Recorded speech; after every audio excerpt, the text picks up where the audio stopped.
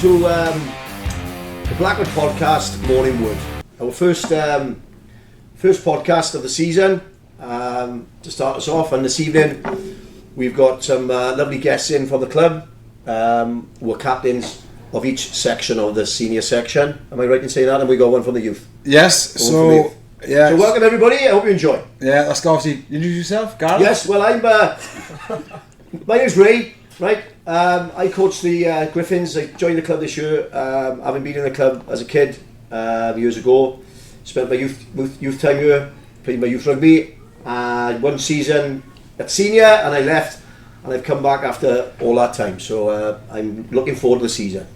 I'm looking forward to working with Terry on these podcasts. Yeah, same as Gareth or Ray. I'm Griffin's coach.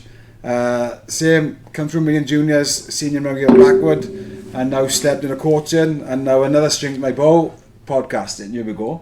Let's have it. So I'll introduce you to these guests. It's the club captains and youth captain. So closest to me is Lewis Cardwell, Griffin's captain. 3 years with the Griffins, second as captain. Yeah. We got Liam White then, first year youth or second year youth. Second year, yeah. And first year as captain. Yeah. We got Katie Paul then, ladies captain, 5 years at the club, third year as captain. And then we got the men's first team captain, 10 years at the club, this is your 10th season, 5th as captain. So that's how it's been. I thought it was 8. Was 8 next year? If he's aiming for 8. He's aiming for 8. 8 this year, is it? As long as I beat Uber. Yeah. Uber's the record, yeah. I played with Uber. He did 8, did he? 7 was it? 8 seasons? 7 or 8, yeah, but he keeps trying to target Josh and injure him because he doesn't want to take him. If we do that, but and obviously at the moment, how old are you, Josh? 30. So you've got a couple of seasons left. Christ, you were 20 when you first started. Yeah. Are you still playing, eh? Yeah. Well, I stopped playing last year. But there. So thank you for coming, guys. Welcome to the podcast. I'll start with Josh. What brought you to the club, Josh? What was it? Did you start in a mini section, or was you did you come through youth? Nah, so I'm Caerphilly boy. So I've always played my junior rugby, youth rugby at Caerphilly. And I sort of finished my youth rugby. Didn't really get into senior. Sort of fell out of love with the game of it. And then I think it was I had a year off rugby, and then decided to go and play Newport Saris. So I had a season or two down there, which, to be fair, was good crack, good boys down there. But again, after 2 seasons, I think a couple of the Caerphilly boys came up to Blackwood, and that's when I decided then. They asked me to come up, and I just come up with them. And 10 years later, so yeah. You've stayed, and I think just touch on that, because I think one reason I come back to the club is the loyalty part of it, and for me to work with people as a coach, there's a loyalty thing built in this club. There's no finances, no money being paid, and I think that's a big part of the success at the moment. And I think it's a special thing happening. So, it's you're in an era at the moment where, in years to come, it'll be talked about perhaps as one of the most successful times in Black Rugby. There's a lot of boys that I've come up with have left, obviously Blackwood now from Caerphilly. Yeah. And it's just a club that I've enjoyed. The atmosphere has always been good up here. Committee, people around the club have always spoken to you, so it's a good club. That's the atmosphere. Yeah, you slotted in really well, haven't you? And obviously you're part of, and same as the vice captain Ross, and one or two as part of the culture, who helped create the culture, which has obviously lent itself obviously to the Griffins now. Obviously we expanded the squad, and luckily we've got obviously 2 teams now, and the Griffins are only getting stronger and stronger along with the men's first team, which is good obviously, and like I said, the reason we've got so many players obviously not playing is because the culture and everybody wants to be a part of it, don't they? What's your thoughts on it, Liam? Yeah, I think you've touched on it there, but especially in Blackwood itself, it's nice to see the strength that we've got in depth as well. You've got these youngsters coming through from the youth side of things, and they're pushing and trying to strive to get into that first team, and ultimately that's what you need as a club. And I think there's a lot of clubs in the valley that don't have that. So I think that's what sets Blackwood apart, especially in this area at the moment. Great point. Obviously, Kate, you came along 5 years ago. That's when obviously the ladies started at Blackwood, and you were big involved with that as part of the move. So do you want to talk us a little bit about that? What happened there? So we were playing at another local rugby club, and things weren't quite working out. There was quite a poor attitude to the women's setup down there. So we spoke to a few other local rugby clubs, sort of put ourselves out to tender a little bit, because we were a ready-made team ready to go. And Blackwood were the most positive, the most embracing. They were ambitious about bringing us here and keeping us here long term. So we started 5 seasons ago, and they've just been supportive from day one about having us here and keeping us here long term as well. It's something I mentioned, something I mentioned to you when I came in, and I think it's growing, and I think sadly for the senior international level and the enjoyment of watching rugby is going towards, to me, is they'd rather watch the women. You know, there's a lot of people who rather watch women's international rugby at the moment than men's. Maybe I'm wrong, I don't know, but at the moment that's the feel. So, you know, it's great, it's exciting, and for the club to have a women's team, for it to integrate to what we're doing as senior men's, I think it's going in the right direction. Yeah, and I think we mentioned about doing some fun things going forward, to try and get the women involved with the men. I know there's lots of support each way, but obviously we can integrate that a bit more and create a culture. I think that's one of the agendas on the club, to try and keep the culture going. So that'd be really good. And like you said, we are creating a culture, and you hit on a gap where people are not watching international rugby at the moment, they are watching local rugby. Like we play in Saturday. So we've got Aberravon Quins every Saturday. So the senior men are playing Aberravon, and we got one full bus of players and coaches, another full bus of supporters. Yeah. It just goes, and I know the women's crowds are getting. Yeah. They're not fantastic because it's sadly a Saturday Sunday game. People like to have a drink, but how many in your squad then? How many players in your squad? So at the minute we're sort of on a bit harder times in terms of numbers. We've got about 17-18 regular players. That's something we'd like to be growing over the next year, definitely, because obviously when it comes to fielding a team with injuries and things like that, 17-18 don't quite cut it. And you were saying earlier on, sorry, the fixtures, it's just two a month you're having, is it? Yeah, and that's another thing that's been problematic, is like the season looks different every year for us. But I think some clubs will have a women's team to be a bit talking about it. Oh, we've got a women's section, it looks really good. Whereas I think Blackwood are more committed to having us as part of the fabric of the club. It's not just a talk and add on to the men's sections. They're ladies rugby at Blackwood that thrives. Yeah. go on, Josh, what you say? No, I was just saying that's good. Do you know, at the moment, this consultation with the WRU, they're saying about maybe going to 2 regions, but if they do, they mentioned if they have 2 men's regions, it'll be the women will copycat it, so it'll be 2 women's regions as well, which I think will be positive for women's rugby, because hopefully it'll transfer going down and create better leagues, so you're not having the inconsistency. Because I know, being involved with the women, that some weeks teams won't play you because they can't get numbers and stuff, and hopefully where they restructure it, I know it's a bit of a sore spot with the men's game, but it's a positive spot for the women, isn't it? Well, at the moment we have no regions at all, and we haven't had senior regional rugby for women since 2019. The last 2 years they've had the Celtic Challenge squads that are designed to sort of pluck the best of the grassroots and feed them into the Wales squad, but essentially that's the same names that are being picked. The open training is not really open training, is a bit invite only. So I think any restructure could possibly be good for the women's game, just to freshen it up a little bit. I just think it's really exciting and it's positive. Everything about women's rugby is positive, and especially for this club, integrated. Like I said, it's a bit naive to it really. All I'm concentrating on is senior rugby as a coach, but let's get the women involved with the men's. I don't see you. Let's involve the junior sections. Like we got Liam here tonight, right? Youth. That's what part of my job is, to connect the club as much as we can from top to bottom, and that's an aim for any young player, like from under 7s up. Maybe a woman, a young girl wants to become. They play up to under 13s now. Am I right? So it's up to 11 now, where they can play mixed. What happens after that? So they then got to go into a girls only team. So our local one year would be the Chargers hub. And they're a varying success because they play 2 years together. So sometimes your under 14s might be massive, but then there's not enough to field your under 16s. But Chargers is our local one at Blackwood. And I think like the ultimate goal, and something that Blackwood Committee have talked about, is bringing Chargers here as well, to secure the feed through. Really, that's a long-term goal, but we would love to have the Chargers playing out here as well.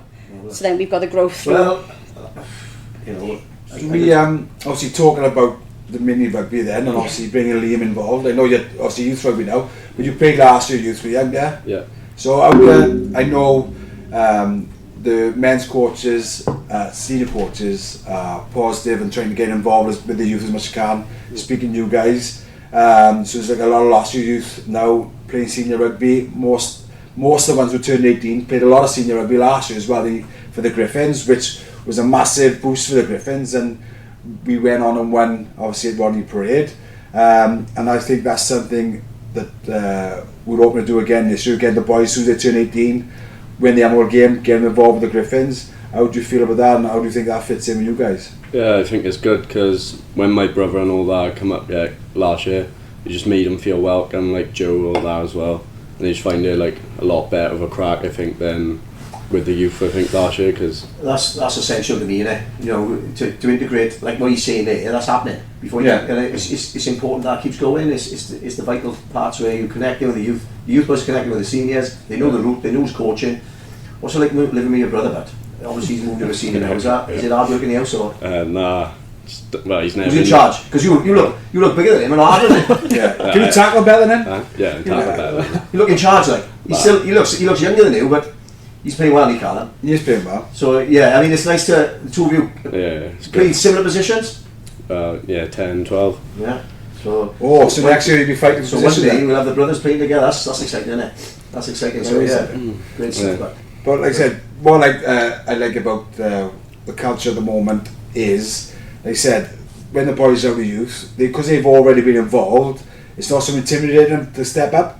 And how do you feel about that, Josh? Because obviously you get involved with them as well, and Lewis. They've slotted in like as if they've been here for a season already. Like they fitted in really well. Yeah. I think the attitude for what we had last year, for what we wanted to build to achieve winning the league, it's been the same this year, and the boys have bought straight into it, which has been really good luck. That's important, isn't it? I think keep saying this when you know the joined up approach in a club, and you've got to keep that going for it to be successful. So yeah, to be successful, it doesn't come from one person, is it? Like I mentioned a couple of times, and so it's the culture. It's everybody buying into it. Like you have one person who don't, and they'll start to crumble, and that's what's nice. Everybody's buying into it, and everybody's involved, and everybody. Like you said, Lewis, you were big with it, encouraging the youth last year, and obviously as captain, we're looking to do that again this year, because obviously these boys will be around the club and have a few beers when they turn 18, obviously. Just saying okay. Yeah. So, like I said, how do you think it went, Lou, last year with the youth, and obviously how do you see it going this year with their boys coming up and with the youth boys there now already? Well, ultimately, I just see the Griffins as that's the foundation for the senior team. That's the building blocks where the youth, played a massive part. We went out to Roddy Parade for the athletic final, and it's nice to see 8 of a squad of 24 boys that were youth boys that had just turned 18, and like Josh has touched on now, with them playing a few games last year, slowly slotting in throughout the season, not coming to the end of their stint at youth, and it'd be a massive big change to them. It's sort of just a case of going from one training session and just merging into another which they're used to and which they're familiar with. So there's no intimidation, there's no he's bigger than me as such or whatever. It's just a case of transitioning through. Drip feeding throughout the season. You can tell why you're captain, but you can see why you're captain. Some really good points here, excellent, and that's exactly what you need to build a strong. So, Kate, I'll go to you now with the women's team. Any standout players that you think is going to make the Welsh Cup? It'll fuel her ego even Do you more. think you're going to play for Wales? I'm past it now.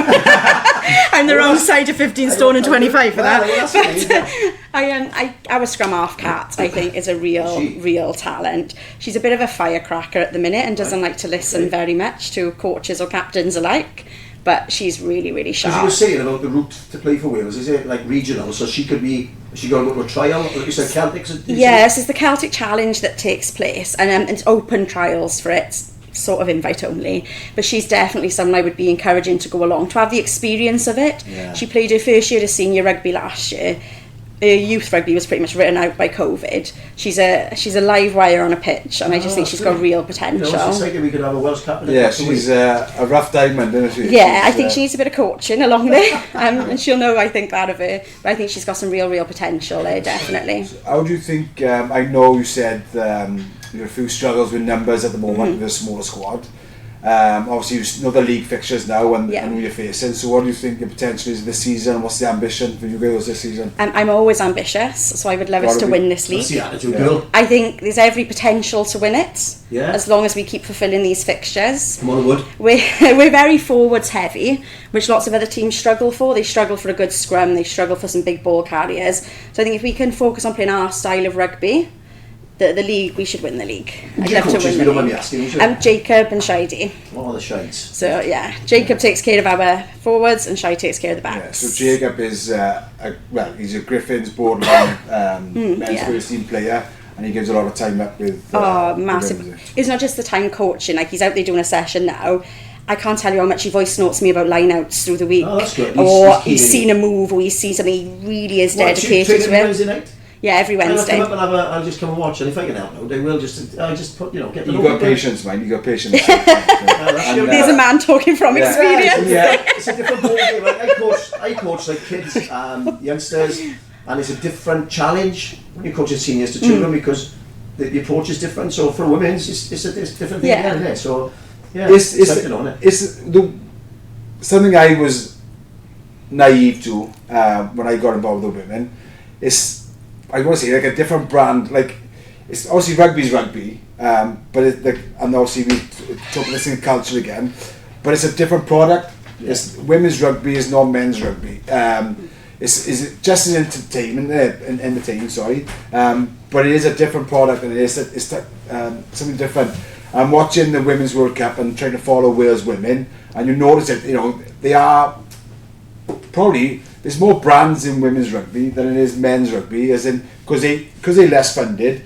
You see them on the TikTok stars, you see them on the socials. Whereas the men's game, they don't really do that. So you haven't got the celebrities men's like in men's football, but women are doing that. It's a totally different product than women, isn't it? It is, and I think like for coaches coming on board, because we've had loads of help offered from the men's section. It's been brilliant, specialist skills or on board as coaches. You have got to appreciate the difference in the game to be successful in coaching it. Yeah. There are different issues at play. Like you'll come across your front row complaining about the jerseys being too small, as much as they'll complain about the actual rugby itself. And I think as a coach, you have got to be open to the differences in the game to be successful with it. It is like I said, it's totally different. Obviously, rugby's rugby, but like I said, the brand, the product is different, and it's like I said, I was naive to a lot more when now. As you know, obviously, my partner Jess, she's team manager and player. For She's in charge of the house, tells she? Well, Yeah.